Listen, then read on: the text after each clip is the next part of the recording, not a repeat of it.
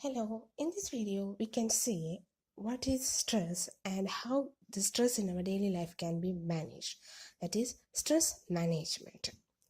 Moving on to our video.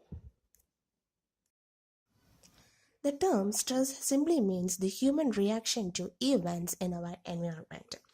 The stress is not at all a new term for all of us. All of us in our daily lives face with different types of stress. Our day starts with stress and it also ends with stress. So stress simply means the wear and tear of our body. Everyone considers stress is a bad thing in our life, but actually it's not. If we look deep into stress, we can say that there are two types of stress, that is eustress and distress. Here, eustress is a good stress and distress is the bad one that affects our daily life in a negative way. Eustress means it's a good stress because we can say that for some examples like getting into college, getting engaged, or winning the lottery, all those situations we face some stress, and all those stresses are really good because of that stress we will try to do better or give up our more efficient thing in doing such things. Getting into a college means if we don't get an admission into a college that we really want to study, then that will cause us stress. So because of that stress itself, we try our best how we can get into that college. So we will try to put our maximum into the things that we are doing. So actually, so eustress is good, but at the same time there is distress, that is a stress that causes from bad sources. That is, for example, difficult work environment, overwhelming sights and sounds, threat of personal injury, etc. So these are some of the examples of distress. This stress is really cause a negative impact on our body. If the working environment where we work is not up to the mark, or if we face some difficulties there, every day our work life will not be a happy one, or we face stress and it will affect our daily working life. Moving on to next is the classification of stress. Generally, stress is classified into four types: general stress, cumulative stress, acute traumatic stress, and post-traumatic stress. First one is the general stress. General stress is that it is the type of stress that everyone feels in a daily life. It resolves itself within a day or two. No intervention is necessarily required. These are the types of stress that we face in our daily life, and generally most all of the people will face these types of stress. So it does not require that much intervention to resolve that. When an activity that caused that stress is resolved, the stress also will be relieved. So no much that much intervention should be given to these types of stress. But moving on to the second type, that is the cumulative stress. This type of stress we should give importance because these are types of stress that will build up in our own body without our own knowledge. These types of stress will become more difficult to alleviate your symptoms, and it will seriously cause several physical symptoms and also some mental damages. We ourselves will not be able to understand that we are undergoing stress, but it builds up in your own body. So we have to be careful about these kinds of stress and should take necessary steps to remove or come out of that stress. Moving on to the third classification of stress is acute traumatic stress. These are critical incident stress, produces considerable psychological distress and a normal reaction to abnormal events. The best example for this acute traumatic stress can be if you suppose accidentally spilled some liquid over important documents that you needed for a meeting that occurs within an hour. That incident itself caused some stress, and you will be psychologically feel difficult in controlling that situation, and that is the stress that you will be faced due to that particular incident. At that time you will not be knowing what you have to do to overcome that situation. Your reaction will be normal, so it's an abnormal event till you will be feeling what should I do. So that is then acute traumatic stress. Then next, moving on to post-traumatic stress. Severe stress produced by severe psychological trauma created by unresolved critical incident stress and produces lasting changes.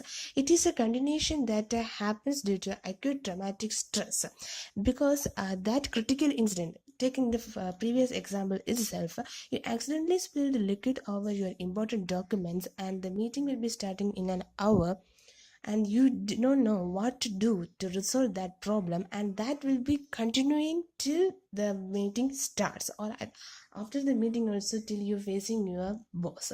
So that unresolved critical incidents will cause some trauma to your psychology and psychological mental situations, and that itself cause some stress. So continuation from the acute traumatic stress, the stress will continues and it results in post-traumatic stress. Moving on to, if a person is undergoing some stressful situations, he or she will be facing both the physical and mental symptoms. The physical stress symptoms can be categorized into short term and long term. First of all, we can see the short term physical stress symptoms like dry mouth, cool skin, cold hands and feet, increased sweating, rapid breathing, faster heart rate, tense muscles, feeling of nausea, butterflies in your stomach, diarrhea, a desire to urinate, etc. So these are some of the short-term physical stress symptoms that a human being will be facing when he is going through stressful situations. Most of us, all of them will be faced with these kinds of stress in our daily life, or these kinds of symptoms in our daily life.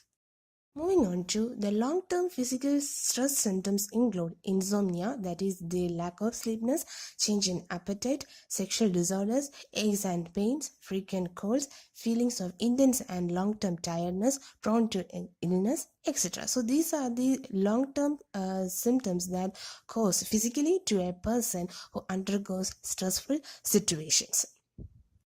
Now we have seen the symptoms that physically affects a person undergoing stressful situations.